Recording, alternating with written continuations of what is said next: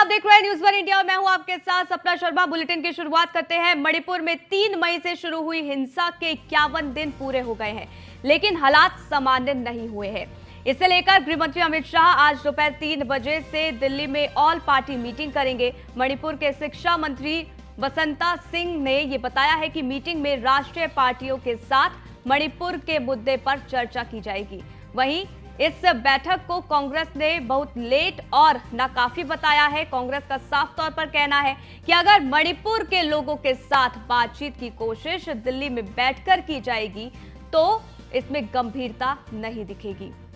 तो आज बैठक है, गृहमंत्री अमित शाह की अध्यक्षता में ये बैठक होगी और इस दौरान मणिपुर में जिस तरीके से हिंसा हो रही है और शांति बहाली को लेकर इसमें तमाम तरीके की चर्चाएं की जाएंगी। विपक्षी दल लगातार इस बैठक की मांग पहले से ही करता आ रहा है। बैठक में अपने अपने सुझाव यहां पर तमाम दल के द्वारा दिए जाएंगे। वहीं शरद पवार नहीं होंगे इस बैठक में शामिल, बड़ी जानकारी निकलकर सामने आ रही है। तो गृह मंत्री अमित शाह ने ये बड़ी बैठक बुलाई है। कौन कौन से दल इसमें शामिल होते हैं, कौन से नेता शामिल होते हैं, देखना होगा। लेकिन 3 बजे बताया जा रहा है कि सर्वदलीय ये बैठक है। मणिपुर के हालात पर इस बैठक में चर्चा की जाएगी। इसके साथ ही आपको बता दें कि विपक्षी दल लगातार इस बैठक की पहले से ही मांग करते आ रहे हैं। हालांकि कांग्रेस की तरफ से कहा गया है कि अब इस बैठक को करने में काफी देरी हो गई है। हालांकि इसमें तमाम जो दल हैं वो अपनी राय देंगे। शरद पवार इस बैठक में शामिल नहीं होंगे, ये भी जानकारी मिल रही है। हालांकि अब देखना होगा कि कौन कौन से नेता इस बैठक में शामिल होने पहुंचते हैं, क्योंकि ये बेहद महत्वपूर्ण बैठक होने जा रही है। जिस तरीके से 3 मई से मणिपुर में हिंसा शुरू हुई, उसके बाद से ही लगातार शांति बहाली की मांग की जा रही है। इसको देखते हुए विपक्ष पहले से ही ये कह रहा था कि इसको लेकर बैठक की जाए। हालांकि गृह मंत्री अमित शाह मणिपुर भी पहुंचे थे और स्थिति का उन्होंने जायजा भी लिया था, लेकिन अब इस बैठक में अपने अपने सुझाव यहां पर तमाम दलों के द्वारा दिए जाएंगे। शरद पवार का बताया जा रहा है कि वो इस बैठक में शामिल नहीं हो रहे हैं। हालांकि आपको बता दें कि इस बैठक को कांग्रेस ने बहुत लेट और नाकाफी बताया है। कांग्रेस का साफ तौर पर कहना है कि अगर मणिपुर के लोगों के साथ बातचीत की कोशिश दिल्ली में बैठकर की जाएगी तो इसमें गंभीरता नहीं दिखेगी। उनका साफ तौर पर यह मानना है कि मणिपुर में जाकर ही गृहमंत्री अमित शाह को वहां के लोगों से बातचीत करनी चाहिए थी। हालांकि अमित शाह पहुंचे भी थे मणिपुर और उस दौरान स्थिति का जायजा भी उन्होंने लिया था, लेकिन जिस तरीके से हिंसा भड़क रही है और इस हिंसा में कई लोगों की मौतें हो गई हैं। आपको बता दें 3 बजे ये सर्वदलीय बैठक बुलाई गई है और इस पर लगातार नजर बनी रहेगी। मणिपुर के हालात पर चर्चा होगी और किस तरीके से वहां जो हिंसा हो रही है उसको काबू में किया जाए, इसको लेकर बातचीत होगी, राय यहां पर ली जाएगी। तो इस बैठक में तमाम जो दल हैं वो अपने अपने सुझाव देंगे। हालांकि जानकारी निकलकर सामने ये आ रही है कि शरद पवार इस बैठक में शामिल नहीं होंगे। तो बेहद महत्वपूर्ण बैठक है और इस बैठक को लेकर पहले से ही तैयारियां की जा रही थी।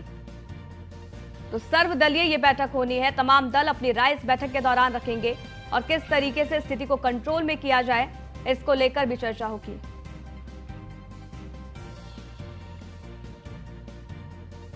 तो पीयूष तिवारी हमारे संवाददाता जुड़ गए, जानकारियों से लेते हैं। पीयूष, ये सर्वदलीय बैठक होने वाली है, शरद पवार इस बैठक में शामिल नहीं होंगे, ये भी जानकारी मिल रही है। अब इस बैठक में कौन कौन से नेता शामिल हो सकते हैं, इसकी क्या एक नाम की लिस्ट सामने आई है? और दूसरी चीज, कांग्रेस की तरफ से अब ये कह दिया गया है कि ये बैठक नाकाफी है, बहुत देरी से हुई है।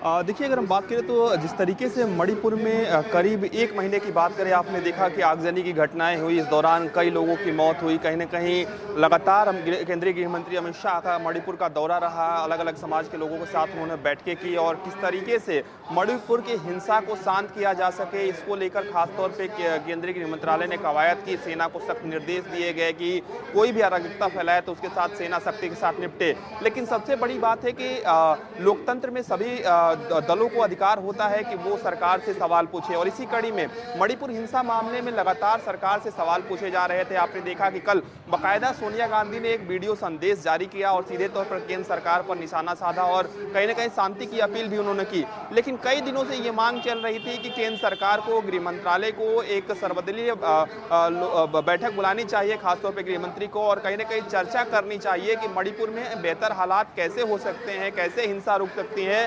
और इसी कड़ी में एक सर्वदलीय बैठक बुलाई गई है। चूंकि अगर हम शरद पवार की बात करें तो वो इस बैठक में हिस्सा नहीं ले रहे हैं, लेकिन अन्य जो दल है वो कहीं न कहीं इस बैठक में हिस्सा लेंगे। हालांकि अभी कांग्रेस पार्टी का भी क्या कुछ रुख रहने वाला है, देखने वाली बात होगी। कयास लगाए जा रहे हैं कि संभवतः करीब 13 से 14 ऐसे जो दल हैं वो कहीं न कहीं इस बैठक में हिस्सा ले सकते हैं और सभी जो दल हैं वो अपने अपने सुझाव दे सकते हैं और इस सुझावों के आधार पर जो केंद्र सरकार है, जो गृह मंत्रालय है, वो काम करेगा। लेकिन सबसे बड़ी बात है कि जिस तरीके से मणिपुर की अगर हम बात करें, आपने देखा कि केंद्रीय राज्य मंत्री है राजकुमार रंजन, उनके घर तक को इस हिंसा में जला दिया गया और कहीं न कहीं उसकी निंदा देश भर में हुई है। खुद केंद्रीय राज्य मंत्री ने इस बात की निंदा की और पुष्टि भी की थी कि उनके घर को जलाया गया था।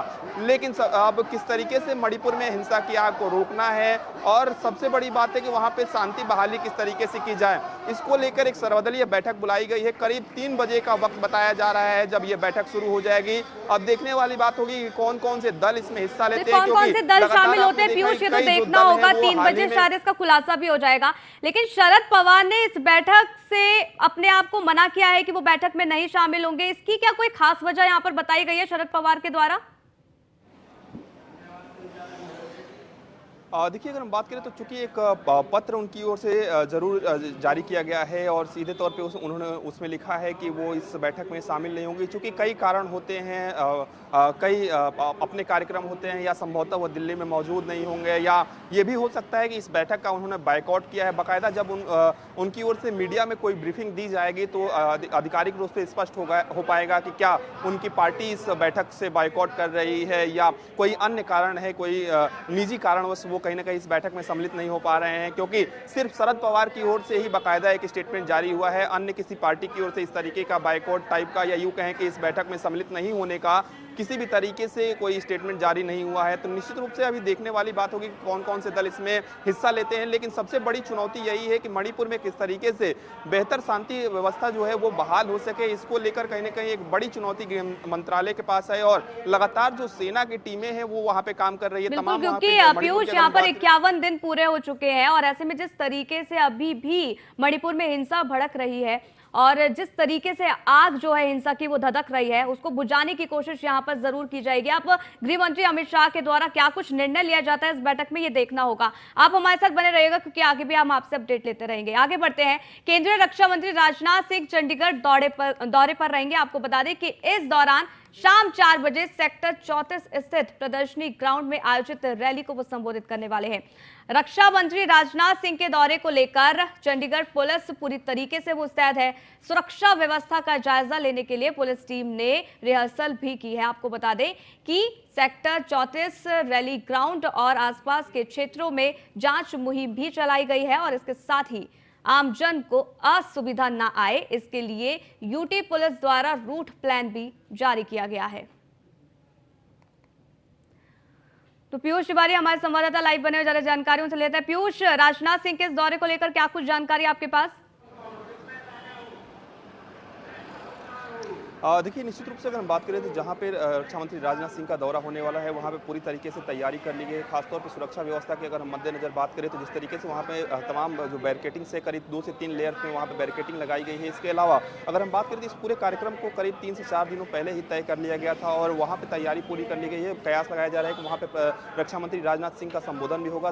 जब रक्षा मंत्री राजनाथ सिंह सीधे तौर पर कहीं ना कहीं संबोधित करते हुए नजर आएंगे तब देखने वाली बात होगी कि वो अपने संबोधन में क्या कुछ कहते हैं। क्योंकि मोदी सरकार के 9 साल भी पूरे हुए हैं, ऐसे में तमाम जो अलग अलग जो कार्यक्रम है वो खासतौर पे केंद्र सरकार के तमाम मंत्रियों के रखे जा रहे हैं। इसी कड़ी में कहीं ना कहीं रक्षा मंत्री राजनाथ सिंह का भी ये कार्यक्रम रखा गया है। लेकिन जिस तरीके से वहाँ पे तैयारी की जा रही है, तमाम जो वहाँ के स्थानीय पुलिस बल है वहाँ पे मौजूद है और इसकी वहाँ पे पूरी तरीके से कहीं ना कहीं एक बाकायदा रूट तय किया गया है कि किस तरीके से रक्षा मंत्री राजनाथ सिंह का वहाँ पे रूट होने वाला है और ट्रैफिक व्यवस्था वहाँ पे किस तरीके से व्यवस्थित की जा सके, इसको लेकर प्लानिंग की गई है। इसके इसके साथ ही वहाँ पे तमाम पोस्टर और बैनर भी रक्षा मंत्री राजनाथ सिंह के स्वागत के लिए लगाए गए हैं। करीब 4 बजे का वक्त बताया जा रहा है जब वो वहाँ पे पहुंचेंगे। तो निश्चित रूप से काफी महत्वपूर्ण दौरा चंडीगढ़ का रक्षा मंत्री राजनाथ सिंह का माना जा रहा है, क्योंकि तमाम जो केंद्रीय मंत्री हैं उनके भी कार्यक्रम कहीं न कहीं इस दौरान तय किए गए हैं। तो निश्चित रूप से आज रक्षा मंत्री राजनाथ सिंह चंडीगढ़ पहुंच रहे हैं। इस दौरान अगर हम बात करें हजारों की संख्या में वहाँ पे भीड़ जुटने की भी कहीं न कहीं उम्मीद है और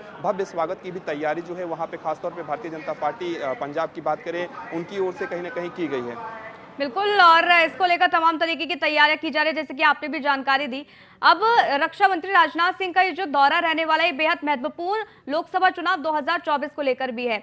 लेकिन इसी बीच पीयूष, यहाँ पर इस दौरे के दौरान कौन कौन से नेता शामिल होने वाले हैं, क्या इसको लेकर कोई जानकारी?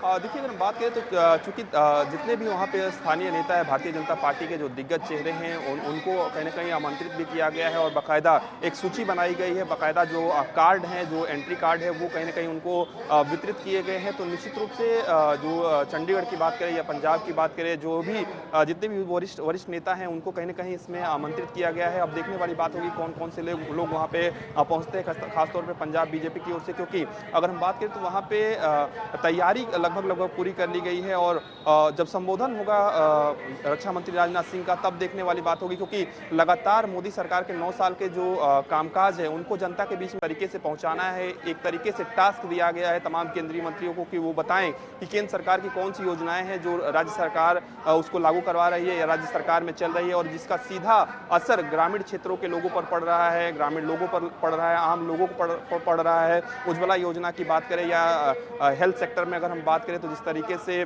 बीमा दिया जाता है, आयुष्मान भारत की बात करें तो तमाम तरीके की योजनाएं ऐसी हैं जो कहीं ना कहीं केंद्र सरकार की ओर से चलाई जा रही है और इन्हीं योजनाओं के बारे में कहीं ना कहीं जनता को बताना है और यही काम तमाम केंद्रीय मंत्री कर रहे हैं, तमाम भारतीय जनता पार्टी के नेता कर रहे हैं और इसी कड़ी में कहीं ना कहीं इस कार्यक्रम को भी रखा गया है। तमाम भारतीय जनता पार्टी के जो वॉलंटियर्स हैं उनको वहाँ पे तैनात किया गया है, तमाम जो वरिष्ठ नेता हैं, जो दिग्गज चेहरे हैं उनको वहाँ पे लगाया गया है। तो निश्चित रूप से काफी महत्वपूर्ण दौरा रक्षा मंत्री राजनाथ सिंह का तमाम तरीके की व्यवस्था यहाँ पर की गई है, सुरक्षा के लिहाज से कड़े इंतजाम कर दिए गए हैं। अब इंतजार राजनाथ सिंह का है कि राजनाथ सिंह वहां पहुंचे और उसके बाद जब उनका संबोधन होगा उस दौरान क्या कुछ कहा जाएगा ये भी देखना होगा। बहुत बहुत शुक्रिया पीयूष हमारे साथ जुड़ने के लिए, जानकारी हम तक साझा करने के लिए।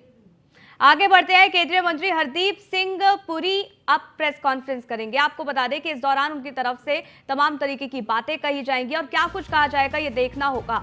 केंद्रीय मंत्री हरदीप सिंह पुरी करेंगे प्रेस कॉन्फ्रेंस, ये बड़ी जानकारी निकलकर सामने आ रही है। बीजेपी मुख्यालय में ये प्रेस कॉन्फ्रेंस होगी और इस दौरान देखना होगा कि क्या कुछ कहा जाएगा। दोपहर 1 बजे का समय बताया जा रहा है जब हरदीप सिंह पुरी पीसी करेंगे, यानी कि प्रेस कॉन्फ्रेंस करेंगे। हालांकि आपको बता दें कि इस दौरान सरकार का बखान भी किया जा सकता है, वहीं कई बड़ी बातें हरदीप सिंह पुरी यहां पर करते नजर आ सकते हैं। तो केंद्रीय मंत्री हैं हरदीप सिंह पुरी और उनकी तरफ से ये प्रेस कॉन्फ्रेंस की जाएगी। बीजेपी मुख्यालय में ये प्रेस कॉन्फ्रेंस की जाएगी और उस पर लगातार नजर बनी रहेगी। तो 1 बजे का समय बताया जा रहा है, यानी कि अब से कुछ ही मिनटों बाद ये प्रेस कॉन्फ्रेंस होगी, उसकी हर एक तस्वीर आप तक पहुंचाएंगे। और आपको बता दें कि बीजेपी मुख्यालय में प्रेस कॉन्फ्रेंस यहां पर की जाएगी।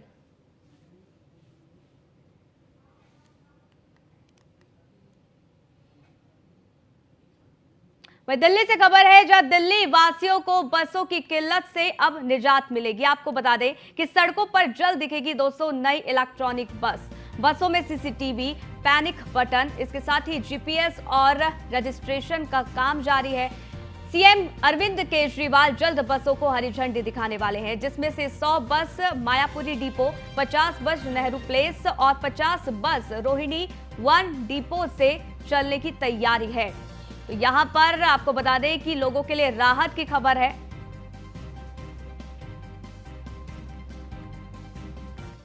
वहीं बिजली खपत के मोर्चे पर उपभोक्ताओं को आने वाले दिनों में बड़ी राहत मिलने वाली है। आने वाले दिनों में आपके बिजली के बिल में कमी देखने को मिल सकेगी। आपको बता दें कि सोलर घंटों के दौरान सप्लाई को जाने वाली बिजली उपभोक्ताओं को 10 से 20% सस्ते दामों में उपलब्ध हो सकेगा।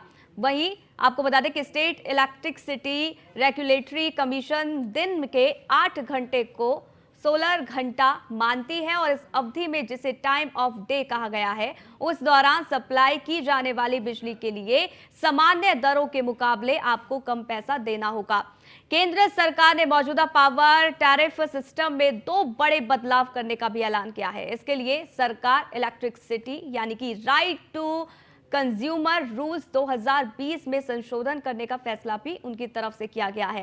पहला बदलाव 16 घंटों के दौरान बिजली की कीमत को लेकर, जिसे time of day tariff system कहा जाता है। Time of day tariff system सबसे बड़े और सबसे पहले कमर्शियल और इलेक्ट्रिकल उपभोक्ताओं पर लागू होगा। तो यहां पर बड़ी सुविधा लोगों को मिलेगी। सोलर आवर्स के लिए सस्ती बिजली यहां पर लोगों को मिलती नजर आएगी। बिहार के मुख्यमंत्री नीतीश कुमार विपक्षी एकता को गोलबंद करने में जुट गए हैं, तो दूसरी ओर उनके द्वारा बहाल किए गए शिक्षक उन्हीं के खिलाफ गोलबंद होने लगे हैं और इसी को लेकर शिक्षकों द्वारा बिहार में रथ यात्रा भी निकाली गई है। इसी कड़ी में आज बिहार राज्य प्रारंभिक शिक्षक संघ का शिक्षक अधिकारी रथ यात्रा जो है वो मोतिहारी पहुंचा। अधिकार रथ पर सवार नेताओं का संघ के जिलाध्यक्ष सुनील यादव के नेतृत्व में शिक्षकों ने जोरदार स्वागत किया है। शिक्षक नेताओं ने गांधी संग्रहालय स्थित गांधी स्मृति स्तंभ पर माल्यार्पण किया और महात्मा गांधी को नमन किया। इस मौके पर प्रदेश अध्यक्ष प्रदीप कुमार पप्पू ने कहा है कि सरकार जब तक शिक्षकों को उनका अधिकार नहीं देगी तब तक आंदोलन जारी रहेगा। अधिकार रथ यात्रा के माध्यम से कि बिहार के तमाम शिक्षकों को बिहार के शिक्षा में जो सरकार की गलत नीति है उनको बताएंगे, अपने शिक्षकों को गोलबंद करेंगे और जो विधानमंडल का मानसून सत्र है हम सरकार से कोई अनुमति नहीं मांगेंगे। इसलिए नहीं मांगेंगे कि हम इस राज्य के राजधानी पटना पहुंचेंगे और सरकार के समक्ष अपनी बात रखेंगे। हम स्पष्ट तौर पर कहना चाहते हैं विधानमंडल के समक्ष अभी हमारा आंदोलन होगा अधिकार रथ यात्रा के माध्यम से।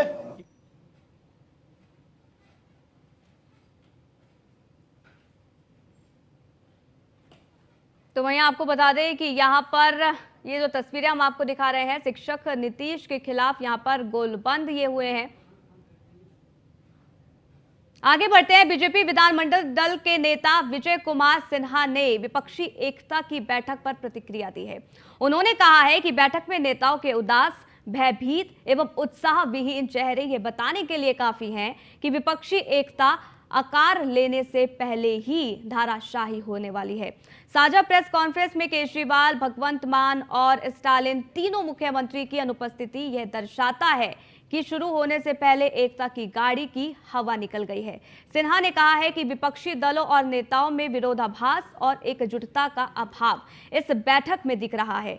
इनके चेहरे पर ना तो मुस्कुराहट थी और ना ही उमंग था। इनके साथ ही उन्होंने कहा कि बिहार के मुख्यमंत्री नीतीश कुमार ने व्यक्तिगत स्वार्थ और महत्वाकांक्षी के कारण इस बैठक की कवायद की है।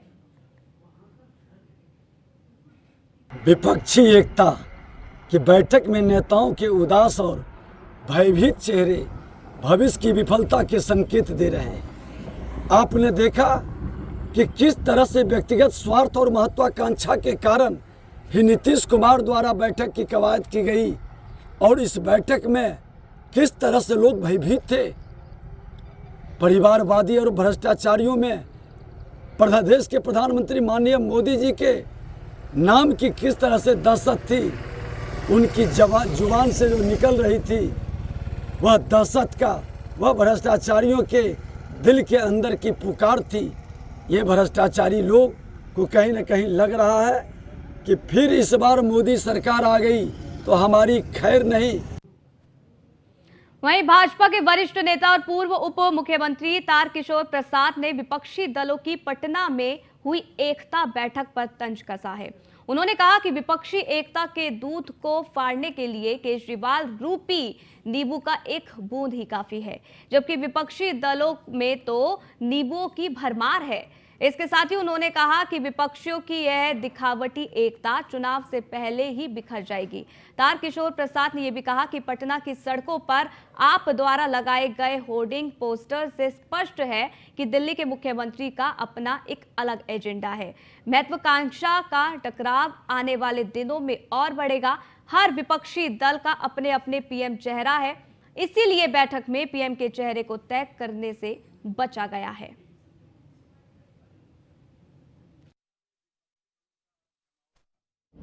एक ऐसे दूध के समान है कि एक नींबू के टुकड़े को निचोड़ने से वो दूध सारी बेकार हो सकती है, और वो नींबू का टुकड़ा श्री केजरीवाल बन चुके हैं। श्री केजरीवाल की पार्टी ने जिस प्रकार से पटना की सड़कों पर होर्डिंग के द्वारा भारतीय राष्ट्रीय कांग्रेस के खिलाफ में जो अभियान चलाया, यह अभियान इस विपक्षी एकता को तोड़ने के लिए काफी है। पटना में विपक्षी दलों का जमावड़ा। वहीं पटना में विपक्षी एकता दलों की बैठक को लेकर चिराग पासवान ने नीतीश कुमार पर निशाना साधा है। उन्होंने कहा कि विपक्ष को एकजुट करने का प्रयास मुख्यमंत्री नीतीश कुमार के द्वारा किया। मैं चाहता हूं कि जितने भी विपक्षी दल के नेता बिहार आए हैं, विपक्ष को एक करने की सोच के साथ वह सबसे पहले मुख्यमंत्री नीतीश कुमार से सवाल पूछे। चिराग ने कहा कि उनसे सवाल पूछे जिनके राज्यों में सबसे ज्यादा बिहारी युवा जाते हैं। नीतीश कुमार से 18 साल के शासन के बाद भी बिहार पिछड़ा आखिरकार क्यों है? विपक्षी दल के नेता बिहार आए हैं, विपक्ष जुट करने की सोच के साथ वो सबसे पहले मुख्यमंत्री नीतीश कुमार जी से सवाल पूछें। वो मुख्यमंत्री भी उनसे सवाल पूछे जिनके राज्यों में सबसे ज्यादा बिहारी युवा जाते हैं शिक्षा के लिए, रोजगार के लिए। वो पूछें मुख्यमंत्री नीतीश कुमार जी से कि क्यों 18 साल से मुख्यमंत्री होने के बावजूद बिहार के हालात इतने बदतर हैं, क्यों बिहार में इंफ्रास्ट्रक्चर अभी तक डेवलप नहीं हुआ, क्यों बिहार में अपराध अभी तक नियंत्रित नहीं हुआ, क्यों भ्रष्टाचार की देन बिहार की हर योजना चढ़ती है। जहां एक तरफ पुल हवा में गिरता है तो वहीं दूसरी तरफ बांध को बिहार में विपक्षी दलों की बैठक को लेकर पप्पू यादव विपक्षी दलों का खुलकर सपोर्ट करते नजर आए। जाप सुप्रीमो पप्पू यादव ने कहा है कि बिहार की भूमि इतिहास लिखती है। उन्होंने कहा कि बिहार भूमि से निकलने वाली मोहब्बत की आवाज देश और दुनिया में जाएगी, यह आवाज रुकेगी नहीं। इसके साथ ही पप्पू यादव ने विपक्ष के सभी नेताओं से आग्रह किया कि बैठक में अपने अहंकार का विसर्जन कर एक लक्ष्य की ओर बढ़िए। पटना के इस पाटली और वैशाली और गुरु नानक के धरती से जिसका संदेश दुनिया के कोने कोने में जाएगा, यह आवाज अब रुकेगी नहीं। सिर्फ हम नेताओं से आग्रह करेंगे और सबको ले चलकर विश्वास करिए, जिसकी जहां ताकत है, क्षमता है, उनको वहां केंद्रीय मंत्री गजेंद्र सिंह शेखावत द्वारा राजस्थान के सीएम अशोक गहलोत के खिलाफ दायर आपराधिक मानहानि मामले में सुनवाई अब टल गई है। आपको बता दें कि मानहानि मामले में राजस्थान के मुख्यमंत्री अशोक गहलोत को समन जारी करने के मामले में फैसला ये टल गया है। अब इस मामले की सुनवाई राउज एवेन्यू कोर्ट में होगी और 30 जून को कोर्ट फैसला सुनाएगी। क्या कुछ फैसला आएगा, देखना होगा।